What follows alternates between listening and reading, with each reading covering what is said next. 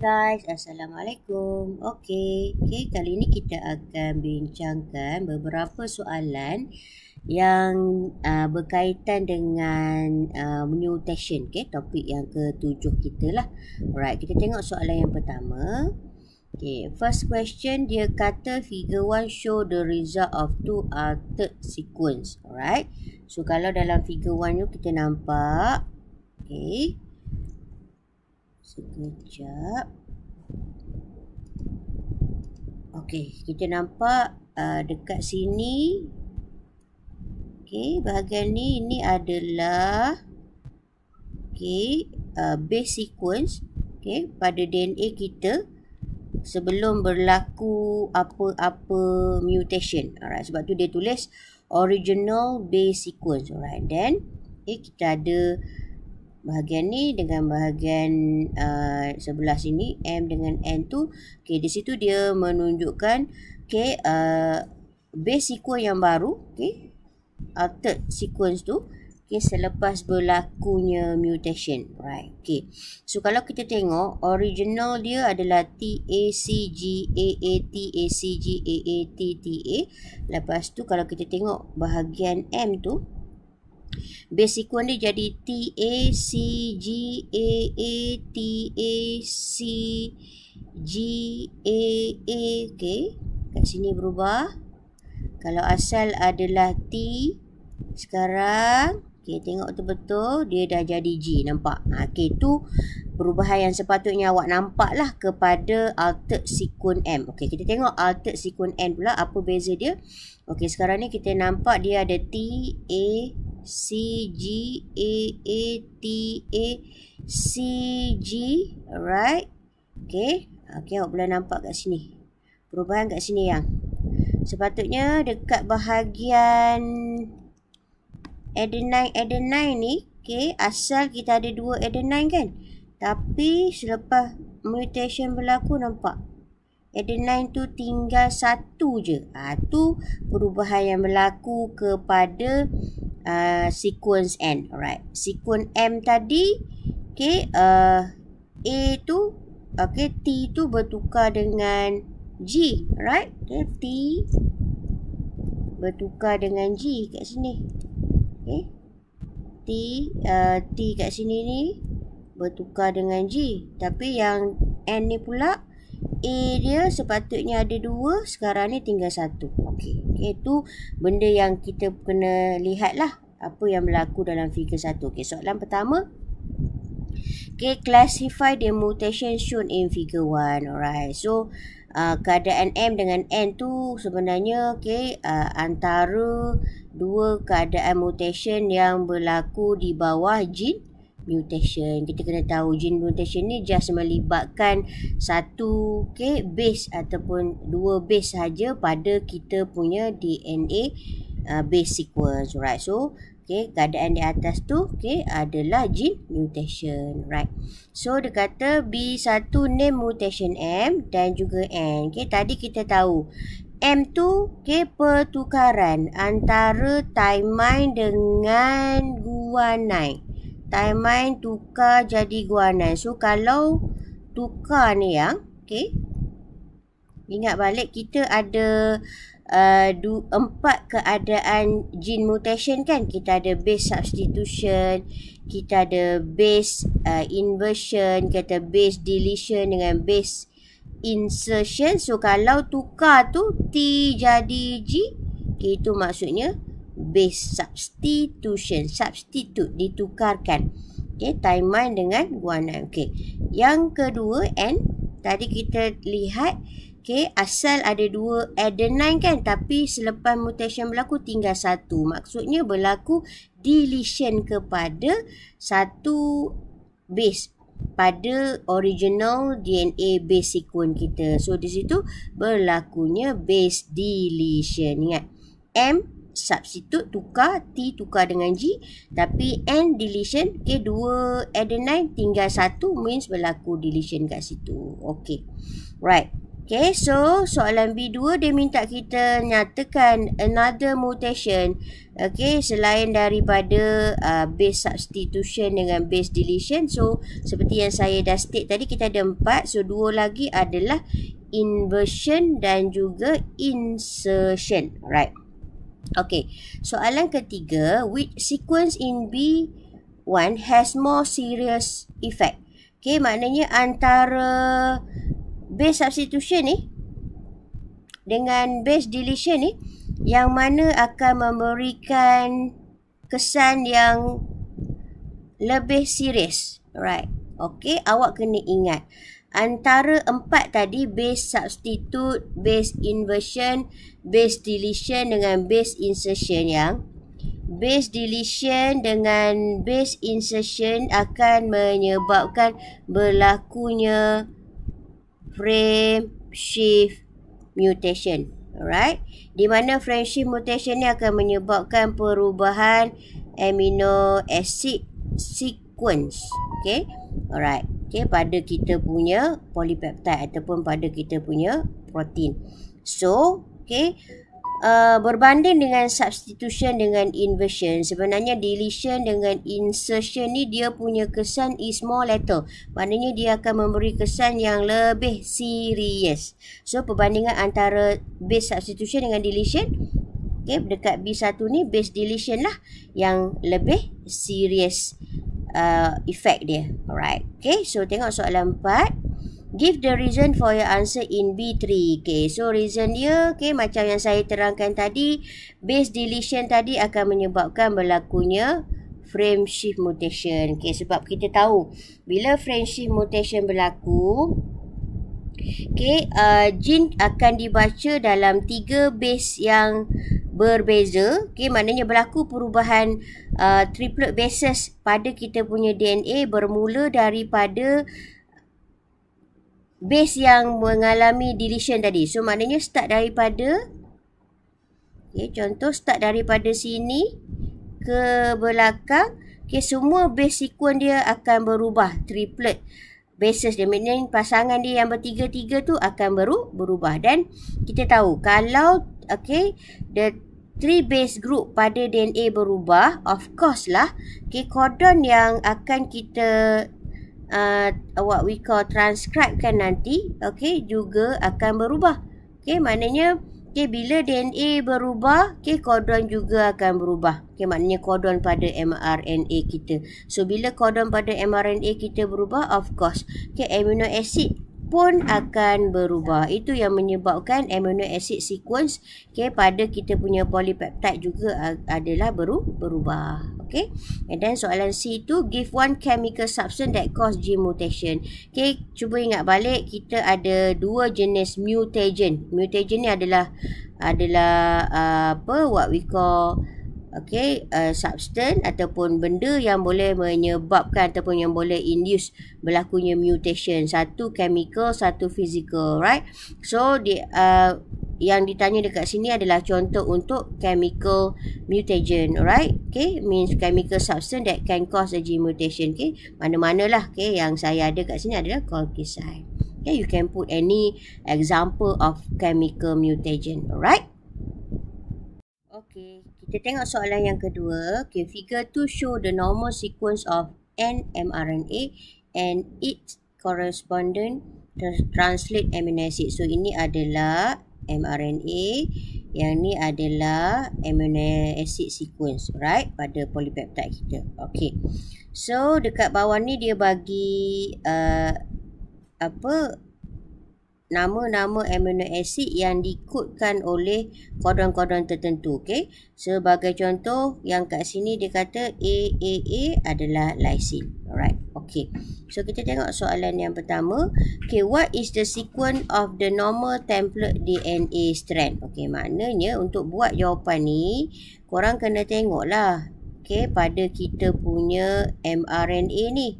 Okay, so kita tahu, okay, kalau di sini adalah mRNA, so atas ni adalah DNA. So, kita just tengoklah apakah dia punya base berlawanan antara mRNA dengan DNA. Right, sebab dia tanya kat sini, what is the sequence of the normal template DNA strand. Alright, sebagai contoh, jom kita cuba buat. Kita tahu adenine, okay, akan komplement dengan thymine, nampak? Uracil, okay, dengan adenine, guanine dengan cytosine. Okay, dah ada yang 3 kat sini pun, guanine dengan cytosine, adenine dengan thymine, masuk adenine pun dengan thymine, cytosine dengan guanine, adenine dengan thymine, seterusnya cytosine, thymine, adenine dan guanine, thymine, okay, adenine. Okay, so base sequence pada DNA kita adalah TAC, right? Okay, TAC, CTT, TTT, GTT, CTA, GTA. So kalau awak tanya macam mana dapat ni, okay, macam tadilah, kita akan baca apakah base yang ada ataupun apakah what we call nitrogenous bases yang ada pada kita mRNA ni, dan kita akan kodekan berdasarkan pada base-base yang membentuk kodon ni untuk membentuk base-base yang, okay, membentuk kita punya DNA, okay, GTA. So jangan lupa letak 3' dengan 5' ni, sebab dekat mRNA tadi dia adalah 5', so ke atas ni 3'. So kalau sini 3', so ke atas ni adalah 5'. Okay, alright. So seterusnya tengok soalan B. Frequent exposure to the normal gene radiation can lead to the mutation. Dia kata, thus resulting in the production of mutant mRNA. What is the amino acid sequence? Soalan dia nak kita kena pasti amino acid sequence yang baru selepas berlakunya mutation.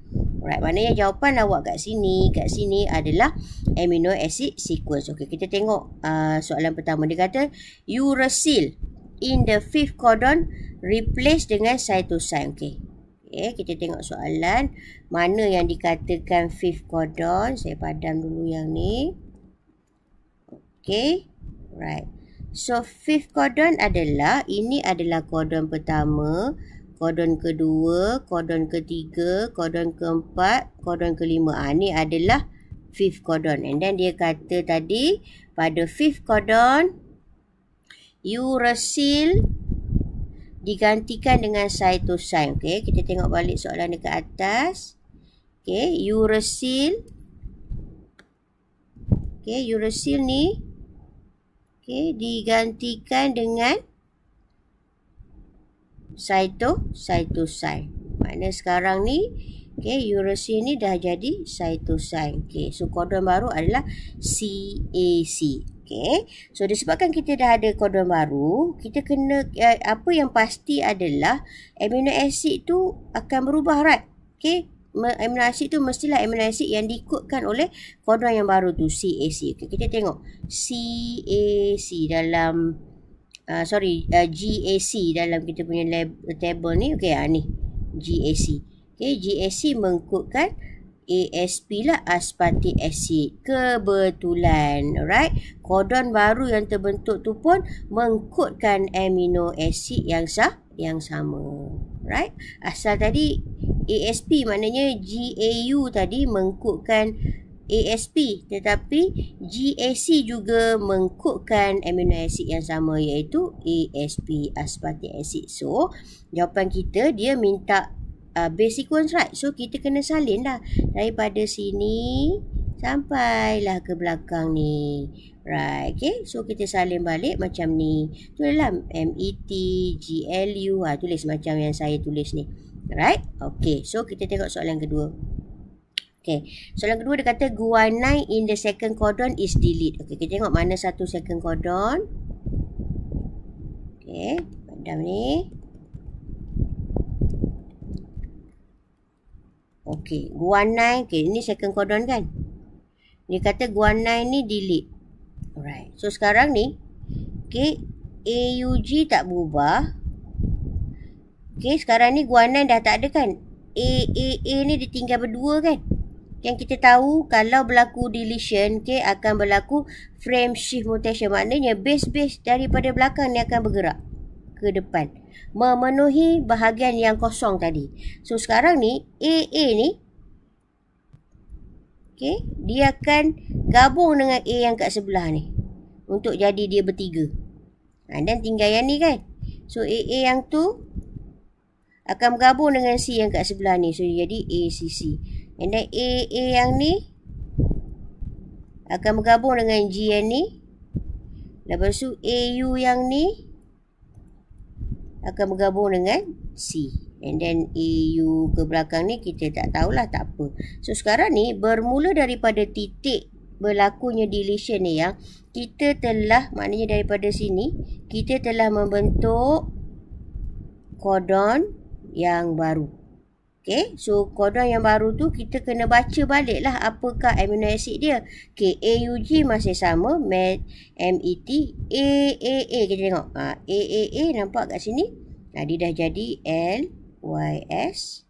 Okay, lepas tu AAC, mana satu AAC? Okay, AAC dia jadi ASN kan, beza. Lepas tu AAG, okay, AAG kat sini, okay, dia mengkodkan LYS, okay. And then okay, kita ada yang terakhirnya adalah AUG. Okay, AUG tu adalah stop codon, right? Okay, AUC, sorry, AUC yang ni, dia adalah alanine. Okay, so inilah, okay, base sequence kita yang baru. Okay, MET, LYS, okay, ASN, okay, LYS, okay, dan juga ILE, right? Okay, so tulislah balik kat sini ni. Okay, the base sequence yang terbentuk kesan daripada deletion salah satu base pada kita punya codon tadi, right? Boleh. So this is how lah nak jawab soalan B tu. Okay, tengok soalan C, dia kata state type of mutation B1 dan B2. Okay, B1 tadi dia adalah base substitution kan. Okay, B2 tadi adalah base deletion, right? Okay, base substitution tu dia tak ada efek. Kenapa tak ada efek? Sebab dia hanya mengalami silence mutation. Maksud silent mutation kalau you ingat, okay, base substitution tu berlaku tetapi suddenly codon yang terbentuk tu mengkodkan amino acid yang sama, sebab tu dia tak ada efek. Right, tetapi base deletion ni dia akan merubah amino acid sequence, okay, bermula daripada point of mutation, right? Itu yang berlaku lah, okay, kesan daripada base deletion tu. Okay, kita tengok soalan yang ketiga. Figure 3 show types of small scale mutation that affect mRNA and amino acid sequence. Okay, dalam figure 3 ni dia bagi wild type mRNA. Wild type mRNA ni maksudnya mRNA asal lah sebelum berlakunya mutation. And then yang pertama ni, okay, dia kata berlaku silent mutation. Yang kedua ni mutation yang pertama. Yang ketiga ni mutation 2. Dan yang terakhir ni mutation 3. Right, kita tengok apa soalan yang dia nak tanya. Okay, soalan pertama. Okay, identify gene mutation 1, 2 dan 3. So untuk itu kita kena tengok lah, okay, apa yang berlaku kepada mutation 1, 2 dan 3 dengan membandingkan, okay, what we call the codon pada wild type mRNA ni. Okay, kita tengok wild type mRNA ni asal dia GCU, GGA, GCA. Okay, tengok satu-satu. CCA. Okay, kita ada GGA. Okay, kita ada CAA, GAU dan GGA. Okay, kita tengok mutation 1 dulu. Okay.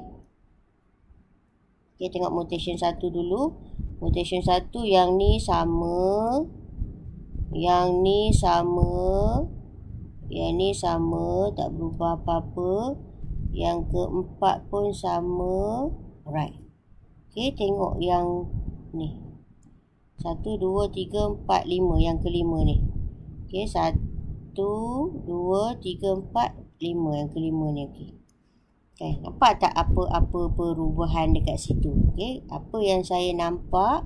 Nampak tak asal dia adalah guanine kan?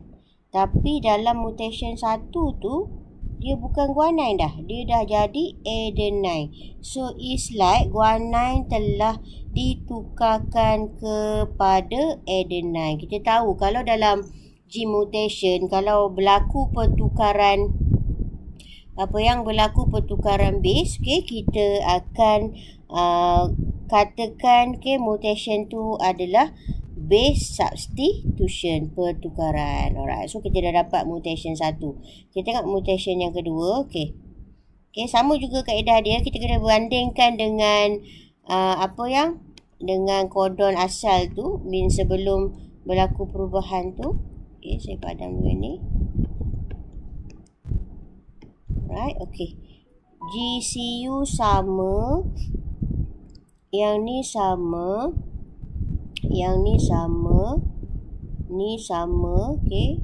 Yang ni saya tengok pun sama. Okay. Yang ni. Okay. Yang ni tengok. Yang ni UAA kan. Tapi kat sini dia adalah CAA. Alright. So, sama macam yang atas tadi, nampak cytosine ni telah bertukar kepada uracil. So, keadaan dia sama. Berlakunya base substitution. So, that's why mutation yang kedua juga adalah base substitution. Alright. Okay, kita tengok mutation yang ketiga pula. Okay, mutation ketiga tu GCU sama, GGA sama. Okay, alright. Okay, bermula daripada sini dia dah berubah. Tengok, asal GCA, tapi sekarang jadi CCC.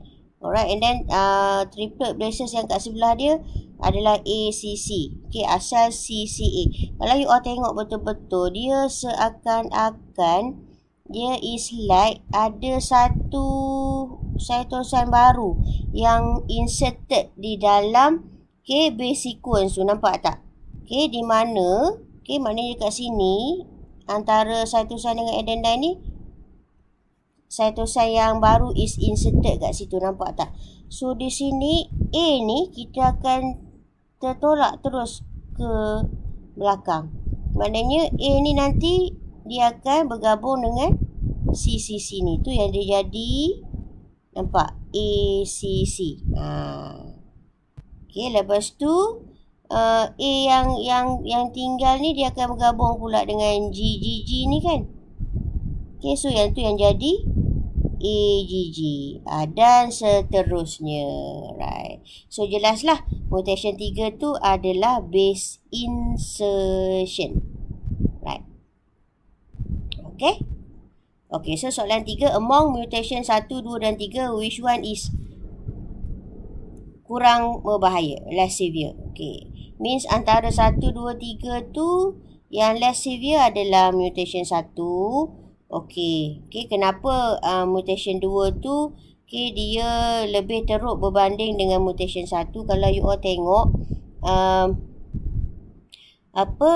base substitution yang pertama tu hanya merubah satu amino acid saja. Maknanya dia hanya berlaku perubahan pada satu kodon sahaja.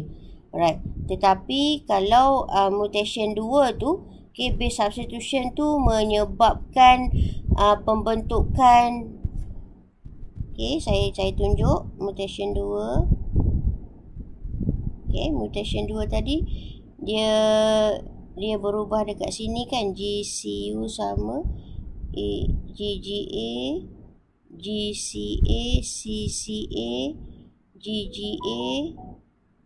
Ni kat sini. UAA ni sepatutnya dia CAA. UAA ni ni adalah salah satu stop codon. So, kita tahu kalau stop codon tu terbentuk, kita punya amino acid sequence tu akan jadi pendek lah. Sebab tu base substitution mutation 2 tu dia kesan dia adalah lebih teruk lah berbanding dengan base substitution dalam mutation 1 tu. Sebab mutation 1 tu hanya merubah satu amino acid sahaja. Right.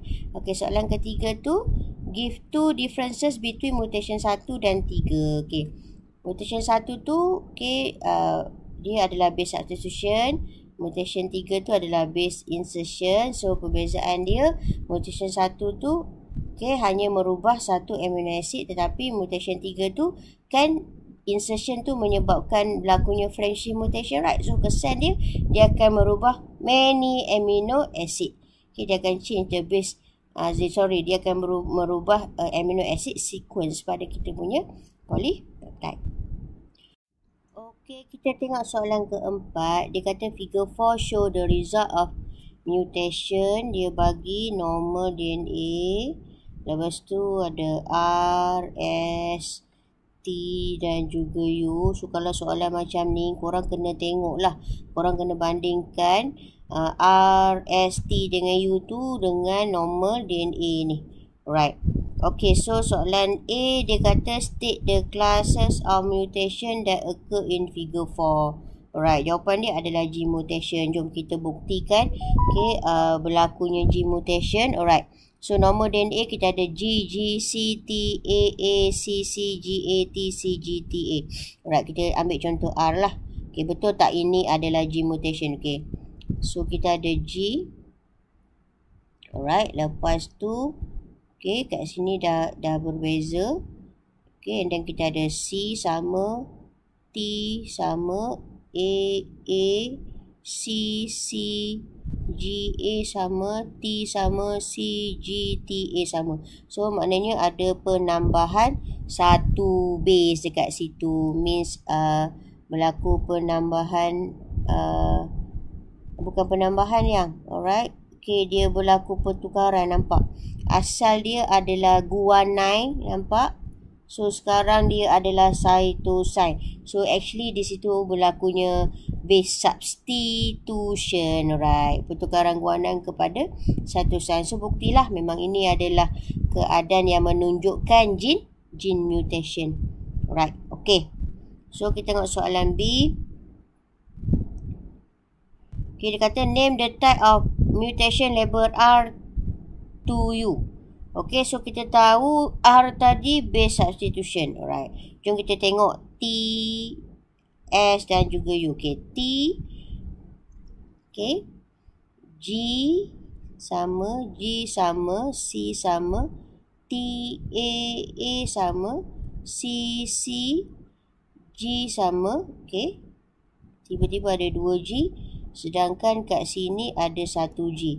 Lepas tu A, T, C, G, T, A sama, right? So maknanya dekat sini berlaku insertion satu guanine. So sebab itu dekat T tu jadi ada 2 guanine. So T tu adalah insertion. Alright, kita tengok S pula. Okay, kita tengok S. G sama, G sama. Alright, and then kat sini tak sama antara A dengan T ni, sebab kat sini kalau kita tengok kat sini dia punya base CTA kan, tapi kat sini ATC, right? Lepas tu A sama, CCGA tak ada perubahan, TCG dan TA tak ada perubahan. Alright, so perubahan dia sini antara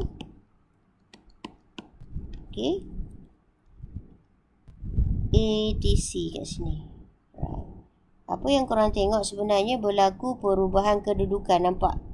A dia pindah kat tempat C, manakala C tu dia pindah kat tempat A.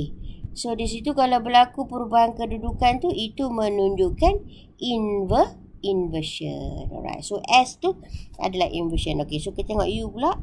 U, G sama, G, C, T, A. Okay, C. Okay, sepatutnya asal dia ada 2 C kan, tapi kat sini tinggal 1C, and then kita tengok yang belakang dia sama, TCGTA sama. So perbezaan dia kat sini. Daripada 2C dia jadi 1C. So jelas U tu merujuk kepada deletion. Alright? Okay. So jawapan kita, okay, R2 adalah substitute. Okay, S2 adalah invert. Okay, ingat dia berubah kedudukan tadi. And then T tu adalah insertion, manakala U tu adalah deletion. Alright. Okay. So tengok soalan C. Give one factor that causes spontaneous mutation. Okay. Means spontaneous mutation ni yang berlaku dalam badan kita yang tak disebabkan oleh mutagen pun. Alright. Okay. Sebagai contoh, okay, kesilapan ketika DNA replication pun boleh menyebabkan berlakunya mutation. Alright. Okay. Soalan D. How sickle cell anemia occur? Macam mana sickle cell anemia ni boleh berlaku? Right? You all kena tengok balik bahagian base substitution, di mana satu contoh disorder yang berlaku disebabkan oleh base substitution adalah sickle cell anemia. Okay, kalau you all ingat, sickle cell anemia ni disebabkan oleh thymine pada DNA kita tu, okay, ditukarkan dengan adenine. So berlakunya base substitution kat situ, di mana, okay, kesan daripada pertukaran thymine dengan adenine ni, dia membentuk kodon yang mengkodkan amino acid yang berbeza. Okay, di mana kodon yang asal dia mengkodkan glutamic acid, tetapi kodon yang baru tu selepas pertukaran thymine dengan adenine tu, okay, dia mengkodkan valine. Okay, this is how, macam mana sickle cell anemia tu boleh berlaku lah. Alright, then soalan kedua dia minta kita state satu effect of sickle cell anemia to the blood vessel. Ingat, blood vessel. Dan biasanya keadaan sickle cell anemia tu dia boleh lead kepada blockage, okay, di dalam blood vessel kita. Dan biasanya orang yang menghidap sickle cell anemia ni mempunyai simptom seperti pucat, okay, anemia, right? Okay. Okay, kita tengok soalan yang kelima. Okay, soalan kelima dia kata figure 5 show part of DNA sequence that code for a normal polypeptide in hemoglobin. Okay, tak ada apa salah. Okay, ini adalah normal DNA, yang ini adalah abnormal. Okay, means selepas berlakunya mutation lah. Right. Okay, so kita tengok soalan dia. Okay, name the genetic disorder occur if the base sequence CTT change to CAT. Okay, CTT di sini, okay, bertukar menjadi CAT. Right. Okay, kalau kita tengok thymine is replaced by the adenine. Right. Okay, tadi kita baru je bincang bila berlaku pertukaran thymine dengan adenine dan menyebabkan pertukaran amino acid daripada what we call the glutamic acid tadi menjadi valine. Okay, so dia akan menyebabkan, okay, seseorang itu menghidap sickle cell anemia. Right. Okay, so soalan seterusnya. Okay, classify the gene mutation on figure 2, in figure 5 kita tahu dia melibatkan pertukaran base tadi kan. Okay, thymine dengan adenine tadi, so dia adalah base substitution. Okay. Okay, kita tengok soalan C. Based on the DNA sequence in figure 5, write the mRNA and amino acid sequence that cause for the genetic disorder. Okay. Soalan dia bermula daripada sini. Okay. Bermula daripada abnormal DNA ni, dia suruh kita kodkan kodon pada mRNA. So kita kena tulis lah G dengan C, okay, T dengan A, okay, G dengan C, ni pun sama, G, C, adenine dengan uracil, C dengan G, T dengan A, C, A, U, C, C, U dan G, okay, U, A. Alright. So ini adalah mRNA sequence kita. Okay, yang kita baca berdasarkan abnormal DNA ni, sebab dia tanya, bukan, dia nak kita senaraikan kodon ataupun mRNA, okay, yang boleh menyebabkan sickle cell anemia. So that's why jawapan kita yang ni lah. Okay, CAC. Okay, kalau tengok sama je yang saya buat tadi. Right, CAC, CGU, ACU, okay, CCU, GUA. Right, dan bila kita baca dia punya kodon ni, okay, seperti yang saya tulis ni. Right, sebab dia minta kita mRNA dan juga amino acid sequence. Okay. Alright. Okay, kita tengok soalan yang ke-6. Okay, figure 6 show the result of gene mutation with their original base sequence. Okay, ini adalah yang asal sebelum berlaku mutation. Dan ini adalah mutant sequence 1, sequence 2 dan sequence 3. Right. Untuk jawab soalan pertama ni, dia minta kita namakan type of gene mutation. Right. So, memang kita kena check lah satu-satu apa yang berlaku. Okay. Kita akan bandingkan mutant sequence 1 ni dulu. Okay, kita ada G sama, C sama. Okay, kalau kita tengok kat sini berlaku perubahan. Asal adalah AAT, tapi sekarang dia jadi ATA. So, A ni sama. Is like, okay, A dengan T yang sini berubah kedudukan kan. T dia pergi belah sini, A dia pergi belah sini. Itu yang jadi TA ni. Right. Okay. So, kita tahu kalau base berubah kedudukan tu dia adalah inversion. Sebab yang ni sama-sama tak berubah. Okay. Kita tengok yang kedua ni pula. Okay. Yang pertama tadi inversion. Okay lah. Settle. Okay. Kita tengok yang kedua. Okay. Yang kedua ni dia G sama C, A, T, T. Okay. Berhenti kat situ. Tengok. Asal mana ada G kan. Okay. Tiba-tiba ada G kat situ. A, C ni sama kat atas. Alright. So, maknanya dekat sini antara timeline dengan A ni telah berlaku insertion satu base, iaitu base guanine ni. Alright. So, jelas. Mutant sequence 2 tu mengalami insertion. Alright. Okay. Kita tengok mutant sequence 3 pula. Okay. G sama C, A, T. Okay. Masih sama. Tapi kalau kita tengok yang atas ni, lepas timeline ni, timeline juga kan. Tapi kat bawah ni, lepas timeline ni bukan timeline, tapi dah jadi guanine. Kat belakang ni AAC sama. So, maknanya is like timeline ni telah ditukarkan dengan guanine. So, kalau berlaku pertukaran tu, maksudnya berlakunya base substitution. Alright. Okay, itulah type of gene mutation untuk mutant 1, 2 dan 3. Okay, kita tengok soalan B. Give one example of genetic disorder from mutant sequence 3. So, salah satu contoh yang menunjukkan kesan daripada base substitution adalah sickle cell anemia. Right. Okay. Which mutant sequence can cause frameshift mutation? Right. Kita tahu insertion dengan deletion kan akan menyebabkan frameshift mutation. So, in this question, mutant 2 lah. Okay, sebab mutant 2 tu adalah base insertion. Okay, kenapa? Okay, because the gene is read in the wrong 3 base group starting dekat tempat berlakunya insertion. Alright, okay, tengok soalan D. Okay, state the other classes of gene mutation that can cause frameshift mutation. Tadi saya ada sebut satu lagi keadaan gene mutation yang boleh menyebabkan frameshift mutation adalah base deletion. Alright, okay. Soalan E, state type of mutation that can cause mutation. Okay, tadi kita dah bincang ada dua.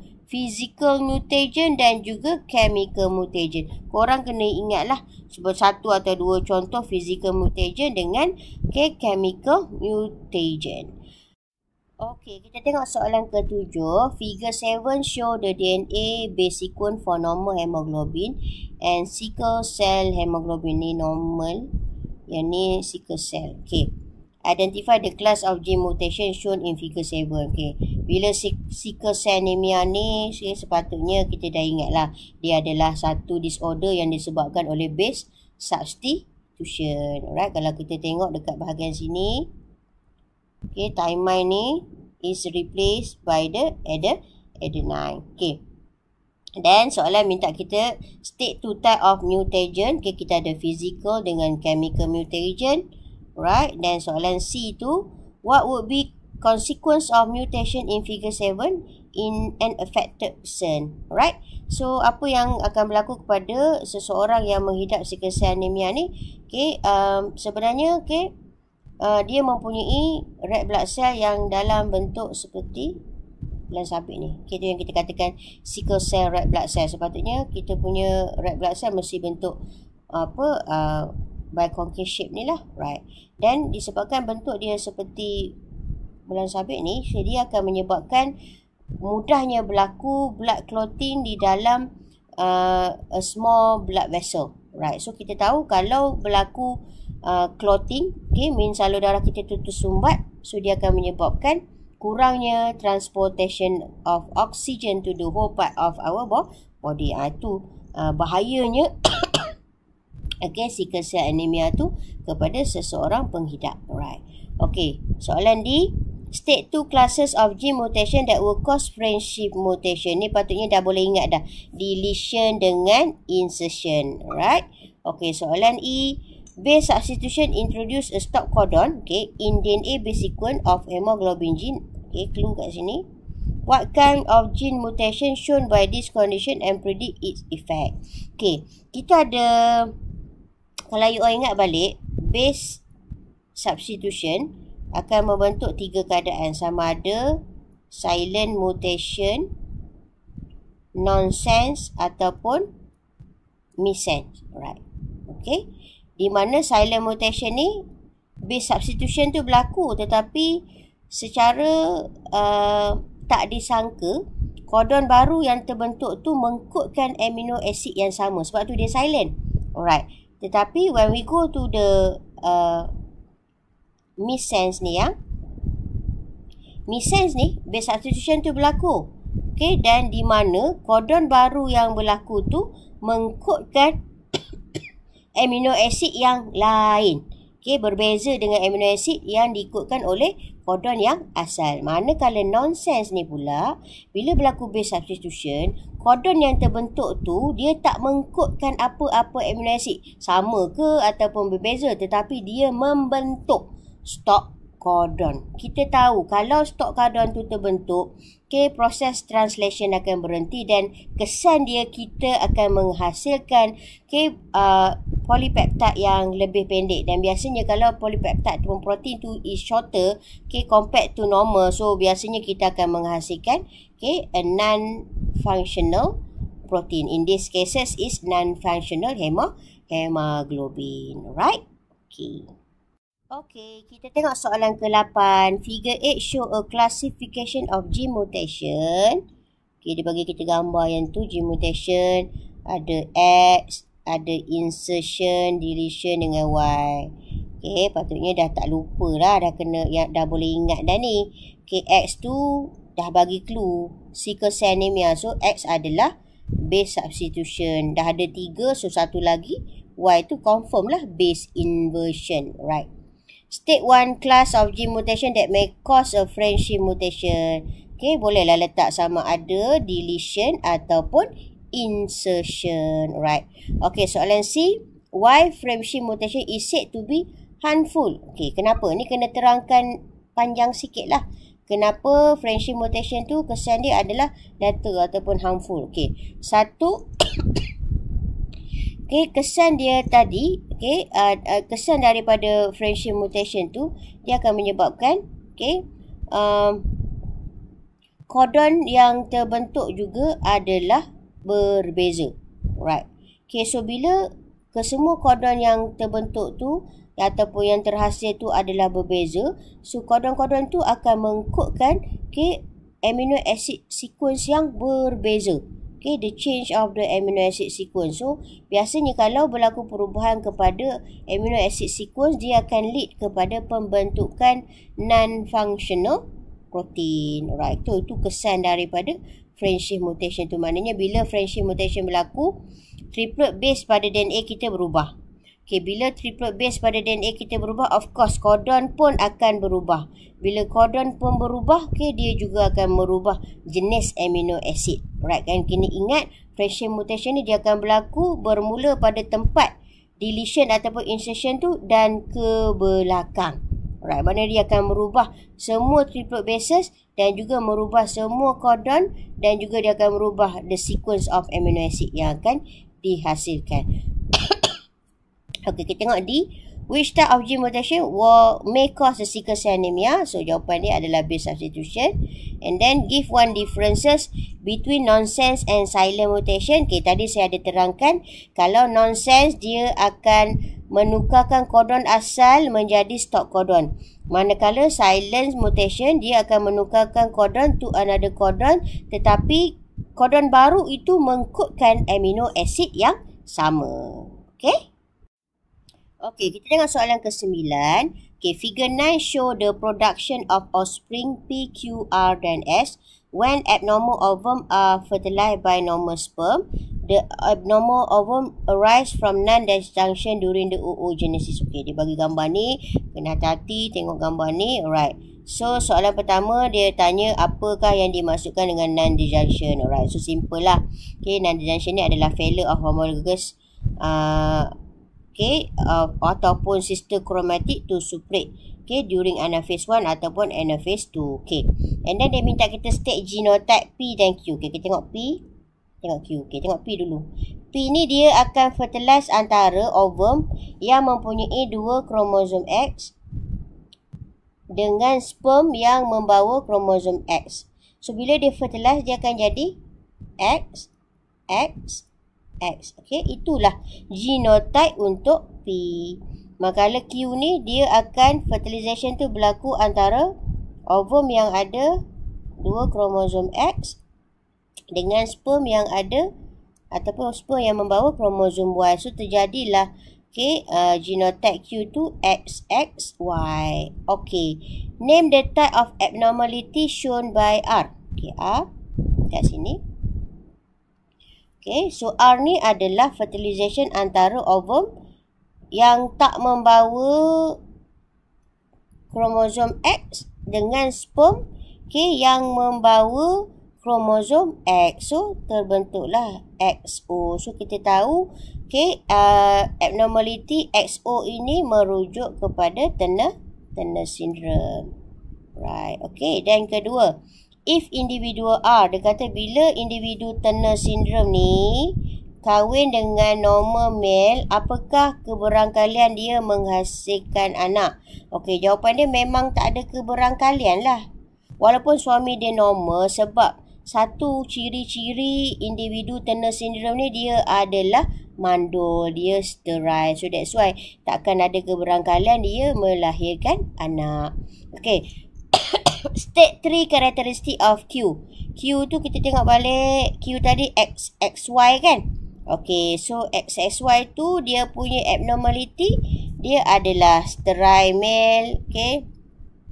Dia punya breast enlarged dan dia mempunyai feminized voice. Right, okay, tu 3 karakteristik. Okay, individu XXY. Okay. Okay, kita tengok soalan seterusnya. Okay, figure 10 show one type of chromosomal mutation. Okay, what is chromosomal mutation? Okay, chromosomal mutation adalah change in chromosome structure ataupun change in chromosomal number. Okay, explain how mutation in figure 10. Okay, tengok kat sini. Occur and give one example of disease caused by this type chromosome mutation. Kalau kita tengok kromosom kita asal dia tiba-tiba dia jadi pendek. Alright. So kita tahu okay, dalam chromosomal mutation, alright, yang melibatkan perubahan struktur, okay, salah satunya adalah berlakunya proses deletion. Maknanya a fragment of kita punya kromosom tu will be deleted, right? So kalau kita tengok dekat sini apa yang berlaku dalam figure 10 tu, kromosom kita akan break at 2 place. Okay, kita tengok dia akan break dekat at 2 place. Contohlah dia akan break kat sini, break dekat sini, alright, and then bahagian tengah tu akan hilang. Okay, at the middle, loss of the middle segment, and then bahagian hujung sini akan cantum balik, tetapi cantuman itu akan membentuk arms yang lebih pendek kan, become shorten. Contoh keadaan deletion ni kita boleh nampak pada individu yang menghidap cry do cat. Alright. Soalan C, name two type of mutation that can cause mutation. Give an example for each type. Ni lah contoh yang saya kata tadi. Korang kena hafal contoh-contoh mutation jenis physical dengan chemical ke. Kat sini saya bagilah contoh. Physical saya X-ray, chemical saya contoh dia ethidium bromide. Kita tengok soalan seterusnya. Soalan ke-11. Figure 11 show karyotype of an abnormal individual. Ni yang dikatakan sebagai human karyotype yang name the abnormality of the individual. Kita tengok karyotype ni mana ada apa orang kata ada keadaan yang tak normal. So kalau kita tengok kat sini, sepatutnya kromosom X kena ada satu je kan. Sekarang ni ada 2 kromosom X. So it's like individu ni dia mempunyai keadaan XXY. Dan kita tahu individu yang ada keadaan XXY ni adalah individu Klinefelter syndrome. Right. So how does the karyotype differ from a normal person? Perbezaan dia dekat sini lah. Sepatutnya kalau normal hanya ada satu kromosom X. Tetapi individu Klinefelter syndrome ni dia have extra X kromosom. So soalan nombor 3, give the number of chromosome in the sperm cell of the individual in figure 1. Anda kata dia menghasilkan sperm, kemungkinan dia boleh menghasilkan sperm normal 23 dan juga sperm yang mempunyai ekstra satu kromosom, iaitu ada 24 kromosom sebab ada satu ekstra kromosom seks di situ. Right. Soalan ke seterusnya, name the type of chromosomal number alteration in figure 2 and state how it happened. Kalau bilangan kromosom dalam individu tu yang hanya kurang satu ataupun berlebih satu sahaja, like say asal human 46 dia jadi 47 ataupun jadi 45. So keadaan itu kita panggil dia sebagai aneuploidy. Ingat, aneuploidy ni perubahan number tak banyak, satu saja. Lebih satu, 47 contoh untuk human ataupun kurang satu, 45, right. So, keadaan ini sebenarnya disebabkan oleh berlakunya non-disjunction kepada seks kromosom during proses meiosis, right. Soalan B. Dia minta kita bagi 2 common symptom of monosomy 21. Yang ni korang kena hafal lah. Individu yang menghidap monosomy 21 biasanya dia ada short distance between eyes and then telinga dia agak besar. Dan soalan terakhir, give a common name of trisomy 21 and state how it happened. Trisomy 21 ni merujuk kepada Down syndrome, dan Down syndrome ni terbentuk hasil fertilization antara normal gamet dengan abnormal gamet jenis N+1. Sebab tu terhasilnya individu Down syndrome ataupun trisomy 21. Dan soalan yang seterusnya. Kita tengok soalan seterusnya. I think this is last question. Figure 12 show 2 type of abnormal meiotic division. Di mana abnormalnya? Kalau Y tu di sini, tengok. Nampak tak berlakunya non-disjunction kat sini? Sepatutnya dia separate, homologous chromosome tu separate macam yang atas tu kan. So abnormality kat Y tu kat atas tu, tapi abnormality dekat Z ni berlaku dekat sini. Sepatutnya sister kromatik tu separate kan, macam pair dekat atas tu, tapi dia tak separate, right. So keadaan yang kita nampak berlaku dekat Y dengan Z tu, itu fenomena tu kita panggil dia sebagai non-disjunction. So non-disjunction ni boleh berlaku either masa anaphase 1 ataupun ketika anaphase 2. Tapi kesan dia samalah. Akan menghasilkan abnormal gamet. Sama ada jenis N+1 ataupun N-1. Mana dalam gambar ni yang menunjukkan N+1? Ni. Yang ada 3 kromosom tu itu adalah N+1. Manakala yang hanya ada satu kromosom tu itu adalah N-1. So ingat, N+1, N-1 adalah abnormal gamet, tetapi N, okay, adalah normal gamet. Right. So, soalan B tu dia minta kata state the type of gamete cell produced by Z. Okay. So, ada 3 lah. Normal pun boleh. Okay. Z yang Z yang ni kan. Right. So, kita tengok. Kita ada normal N. Kita ada N minus 1. Kita ada N plus 1. Right. Okay. Right. So, soalan C. Okay, dia kata aneuploid individual will be produced when any abnormal gamete is fertilized, okay, by a normal gamete. Okay, name the aneuploid condition and explain how they are produced. Okay, aneuploid ni you kena ingat balik ada 2 condition. Sama ada dia akan membentuk individu monosomi ataupun individu trisomi. Okay, contoh kalau humans ada 46 kromosom. Kalau dia jadi 47, maknanya 47 tu adalah trisomi. Kalau dia jadi 45 kurang 1 kan, maknanya 45 tu individu adalah individu monosomi. So macam mana individu trisomi dengan monosomi ni boleh terhasil? Okey. Contoh, okey, awak tulis begini. Monosomi ni adalah hasil fertilization antara normal gamete N dengan abnormal gamete jenis N-1. Kena state. Tetapi kalau trisomi individu ni dia adalah hasil daripada fertilization normal gamete N dengan abnormal gamete N plus 1. Okay, simple. Alright, dan soalan D. Okay, soalan yang seterusnya, yang terakhir. Okay, name 2 syndrome that can result from the type of abnormality in C involve the sex chromosome in human. Okay. Keadaan aneuploidy ni yang, okay, dia boleh berlaku pada autosom, okay, dan juga dia boleh berlaku kepada sex kromosom. Alright. Kalaulah aneuploidy ni means monosomi dengan trisomi ni berlaku ataupun melibatkan sex kromosom, okay, dia akan membentuk, okay, abnormality, okay, ataupun akan membentuk 2 penyakit yang berbeza. Sebagai contoh, kalau trisomi 21, okay, dia merujuk kepada abnormality number of chromosome pada kromosom set number 21. So, terjadilah Down syndrome. Tapi in cases of abnormality ataupun aneuploidy condition yang melibatkan sex kromosom, kalau monosomi, okay, dia melibatkan, okay, Turner syndrome. Nampak XO. Dia kurang 1 kromosom set. Tapi kalau contoh trisomi, kita ada Klinefelter syndrome. Nampak X, XY. Dia ada extra 1 kromosom set. Sepatutnya hanya ada 2. Right.